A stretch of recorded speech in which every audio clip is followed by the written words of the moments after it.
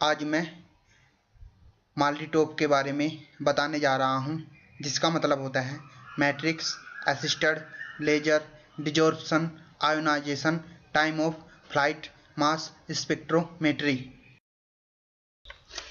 यह एक आसान आयनीकृत विधि है जो बड़े जैविक अणु जैसे बायोपॉलिमर्स, डीएनए, प्रोटीन, पेप्टाइड आदि और बड़े कार्बनिक अणु जैसे पॉलीमर, डेंड्राइमर्स आदि का विश्लेषण करने के लिए प्रयोग की जाती है।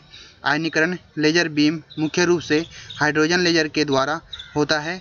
लेजर का प्रयोग जैविक अणुओं को लेजर बीम से सापेक्ष रूप से नष्ट होने से बचाने के लिए और वाष्पीकरण व आयनीकरण को बढ़ाने के लिए किया जाता है। माल्टीटोप के कुछ विभेद: माल्डीआर, एल्टिक्यूम ऑर्बिट्रेप, क्यूटियोप micro, ABI वोयागर डिप्रो।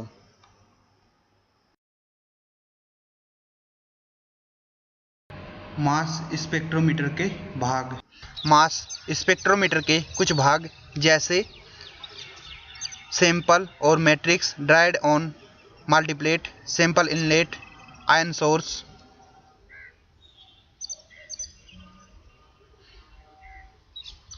Mass analyser,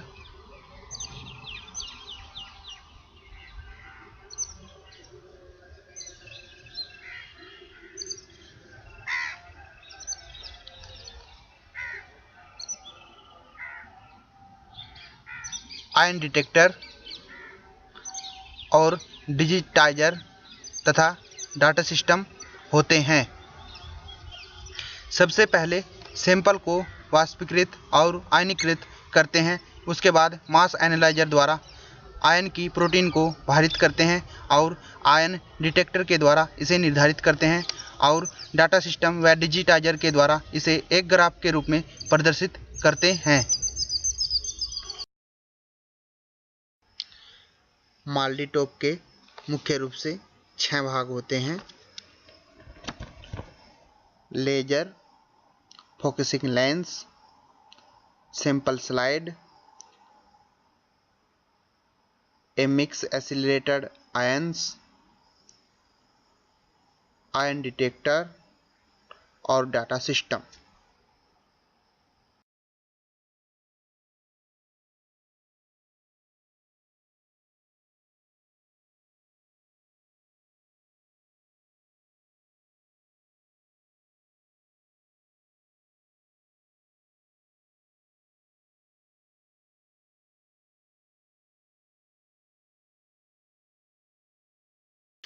time of flight mass analyser में मुख्य रूप से 3 भाग होते हैं: आयन सोर्स, फ्लाइट ट्यूब और ion detector. Time of flight mass analyser में वैक्यूम सैंपल प्लेट पर, जिस पर सैंपल और मैट्रिक्स होते हैं, 20 to 25 किलोवाट की क्षमता से उत्पन्न होता है, जिसके परिणाम स्वरूप सैंपल वाष्पीकृत और आयनीकृत होता है और आयन्स फ्लाइट ट्यूब में भेज दिया जाता है, जो आयन डिटेक्टर को खोजते हैं। यदि आयन्स एक निश्चित बिंदु और निश्चित प्रारंभिक समय पर समान क्षमता से त्वरित होते हैं और वाहित होते हैं, तो आयन्स द्रव्यमान और आवेश के आधार पर पृथक्कृत होते हैं।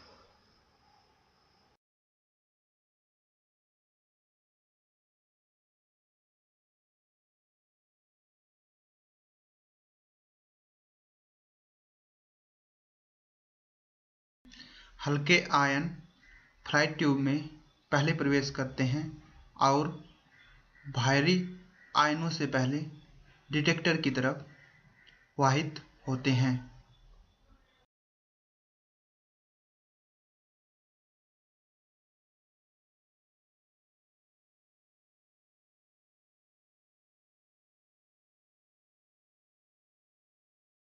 हल्के आयन भारी आयनों से पहले डिटेक्टर से टकराते हैं। टाइम ऑफ फ्लाइट को मास में भी बदला जा सकता है।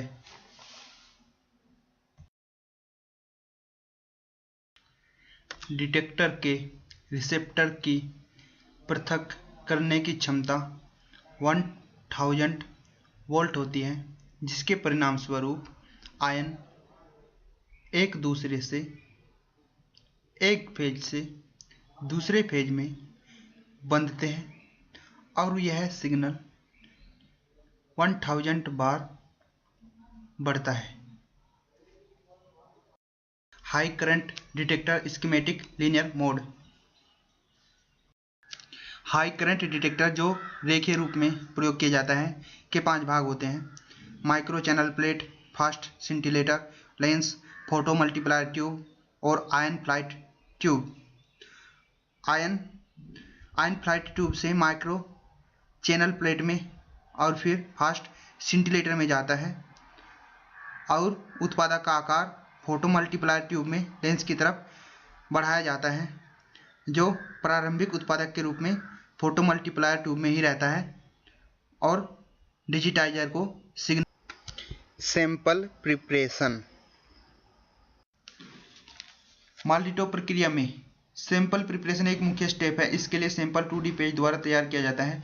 2D के लिए पहले पत्ती या जड़ के सैंपल को पेस्टल और मोटर की सहायता से लिक्विड नाइट्रोजन में पीसते हैं और फिर सुपरनेटेड को एक ट्यूब में लेते हैं और सेंट्रीफ्यूगेशन द्वारा सेंट्रीफ्यूज करते हैं और समांगी मिश्रण में मौजूद प्रोटीन के कणों को एस्टोन, TCA और DTT के मिले जुले एक्सट्रैक्शन बफर द्वारा प्रेसिपिटेट करते हैं। उसके उपरांत रंगीन पदार्थों जैसे क्लोरोफिल, ज़ैंथोफिल इत्यादि को निकालने के लिए एस्टोन प्लस DT से बने वाष्प बफर का प्रयोग करते हैं और फिर प्राप्त सुपरनेटेंट को स्टोर करते हैं और लाइफलाइजेशन के लिए ले जाते हैं। इसके लिए लाइफलाइज पाउडर को एक ट्यूब में सस्पेंड करते हैं और ट्यूब को पैराफिन शीट से ढक देते हैं और उसमें छेद कर देते हैं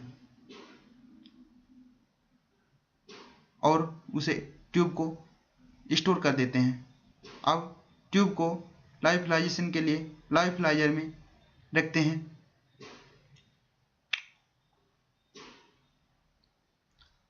और लाइफलाइजेशन निम्न तापमान पर किया जाता है। लाइफलाइजेशन के उपरांत कोशिकीय अवशेष से प्रोटीन के अणुओं को निकालने के लिए CHBPS plus DTT plus urea के मिले हुए लाइसिस बफर का प्रयोग करते हैं और उसके बाद प्रोटीन की मात्रा को ब्रेडफोल्ड एस्से द्वारा ज्ञात किया जाता है।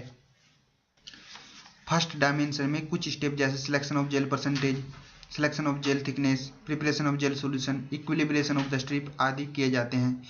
अब तैयार किए गए जेल सॉल्यूशन को जेल कैसेट में डालकर पूर्ण पॉलीमराइजेशन के लिए 1 घंटे के लिए रख देते हैं। साथ ही साथ 150 माइक्रोग्राम प्रोटीन को रिहाइड्रेशन बफर के साथ IPG स्ट्रिप पर अवशोषण कराया जाता है। इस क्रिया को रिहाइड्रेशन कहते हैं।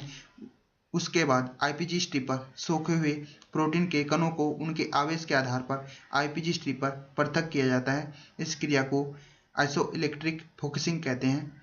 अब IPG स्ट्रिप को DDT और आइडोएस्टामाइड द्वारा इक्विलिब्रेट किया जाता है। अब प्रोटीन जो कि IPG स्ट्रिप पर प्राय आइसोइलेक्ट्रिक फोकसिंग के द्वारा आवेश के आधार पर पृथक हो चुकी है, उन्हें पुनः मोलिकुलर वेट के आधार पर पृथक करने के लिए IPG स्ट्रिप को 12% SDS पेज के जेल पर लोड किया जाता है और इसके लिए इक्विलिब्रेट IPG स्ट्रिप को SDS जेल पर रखते हैं और उसके बाद तैयार किए गए एगराइज जेल के 2 ml सॉल्यूशन से ढक देते हैं। बाकी IPG स्ट्रिप के लिए भी यही प्रक्रिया दोहराते हैं। अब जेल कैसेट को सर्कुलर वाटर बाथ में ले जाते हैं जहां इसे 20 to 50 MPH पर तब तक रन किया जाता है जब तक कि ब्रोमोफिनाइल डाइल ग्लास प्लेट के निचले हिस्से पर नहीं पहुंच जाती है और आप जेल को सिल्वर स्टेनिंग के लिए ले जाते हैं। सिल्वर स्टेनिंग में जेल को ग्लास प्लेट से निकालकर सिल्वर नाइट्रेट द्वारा अभिरंजित किया जाता है, जिसके लिए सिल्वर नाइट्रेट के सॉल्यूशन का प्रयोग करते हैं।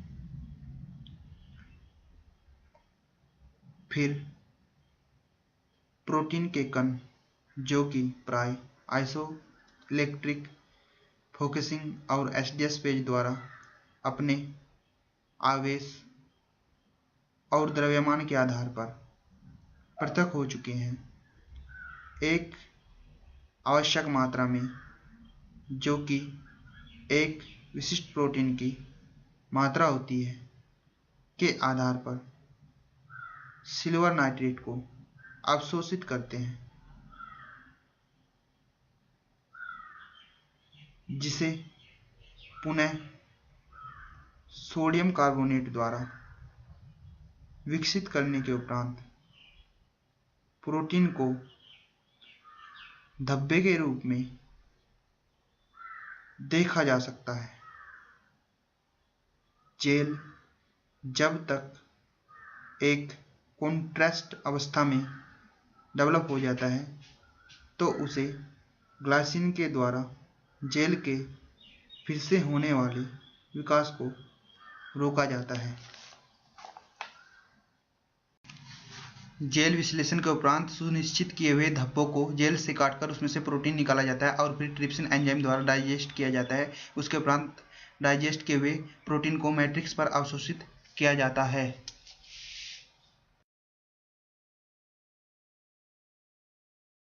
मुख्य रूप से सिनाप्रिक एसिड, अल्फा साइनो और 2,5 डाइहाइड्रोक्सी बेंजोइक एसिड को मैट्रिक्स कंपाउंड के रूप में प्रयोग करते हैं। इनमें से किसी एक का सॉल्यूशन प्राय हाईली प्यूरिफाइड वाटर और एक कार्बनिक घटक जैसे मुख्य रूप से एसिटोनाइट्राइट और इथेनॉल से बनाते हैं। ट्राइफ्लोरो एसिटिक एसिड को भी प्रयोग किया जा सकता है।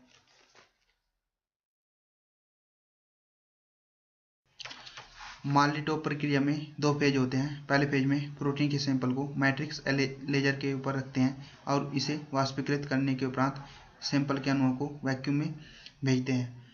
उसके बाद सैंपल को करंट की सहायता से जलाते हैं, जिससे आयन उत्पन्न होते हैं। अब उत्पन्न आयनों को मास एनालाइजर में भेजते हैं।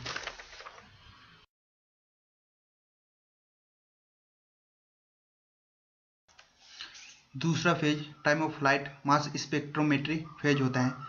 लीनियर मोड में मार्ली-टॉप एनालाइजर साधारण रूप में काम करता है।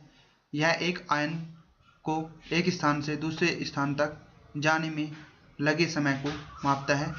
इसके बाद यह आयन डिटेक्टर के द्वारा निर्धारित मास स्पेक्ट्रम के रेस्पॉन्स में अणु समय के साथ साथ एक ग्राफ के रूप में निर्धारित होते हैं। प्रोटियोमिक में मार्ली-टॉप स्पेक्ट्रोमेट्री का प्रयोग प्रोटीन को जेल इलेक्ट्रोफोरेसिस और क्रोमेटोग्राफी द्वारा पहचानने के लिए किया जाता है। इसके कुछ और प्रयोग जैसे पोस्ट ट्रांसक्रिप्शनल मॉडिफिकेशन को जानने के लिए, ग्लाइकोप्रोटीन के गुणों को जानने के लिए, डीएनए और ओलिगोज को सीक्वेंजाइम के साथ क्रमबद्ध करने के लिए, अनुभार वर्गीकरण को मापने के लिए और पिन पॉइंट एसे द्वारा म्यूटेशन के निर्धारण के लिए किया जाता है।